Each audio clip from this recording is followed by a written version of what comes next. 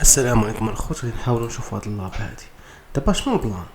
انك اخي خصك تستعمل اكس انكلود. علاش تستعمل اكس انكلود؟ حيت ما انتيتي ما تخدمش لك وشنو ما تخدمش لك هي دي سي دي، ما عندكش الكونترول في اكس ام ال كامل باش تخدم دي سي دي.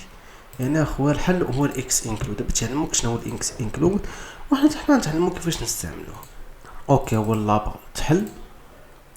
هنا شنو علينا ما نديرو؟ هو اول حاجه نمشيو للتارجت، ريموفيو التارجت ديالنا وناديو التارجت الجديد كاين ما كايناش، ونديرو اول هيت.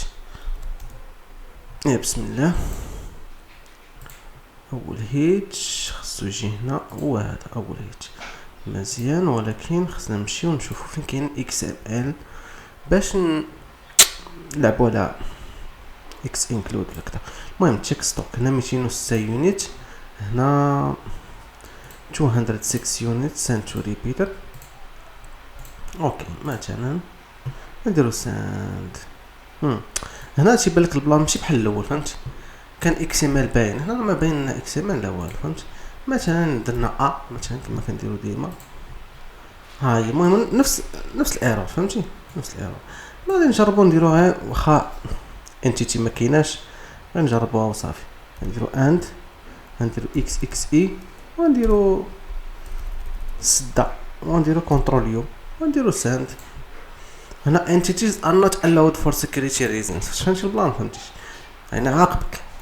هنا علاش اختارينا نستعملو x include؟ هنا قلنا where entities is not supported. قالك if the user input is not sanitized very well فهمتي؟ ماشي حتى الماكسيموم.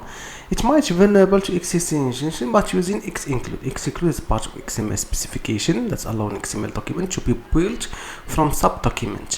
XML document to be built from sub document. خاصك تحدد الداتا ديالك فشي اكس ام ال دوكيمنت وهكا تاتاكي. انت ما كتحكمش في الاكس ام ال كامل، ولكن كتحكم في واحد البارتي ديال الاكس ام ال. داكشي علاش استخدمتي اكس انكلود. تو بيرفورم ان اكس انكلود اتاك يو نيد تو reference the x include namespace and provide the path the file. مثلا هنا سميناها فو، كاين ولا ما كاينش؟ سميناها فو والعفو ونستخدموها سير الله. هنا فو اكس ام ال نيم سبيس اللي هو اكزي، وهنا استخدمنا نيم سبيس اللي هو اكس انكلود، وهنا عندنا اكزي انكلود بارس تكست اتشريف والفايل ديالنا. هنا نديرو ساند، وهنا غادي يخرج لنا الفايل بكل سهوله. فهمتي البلان دي اكس انكلود؟ وانا اللعبه تكون تحلات طل وحيد ليا.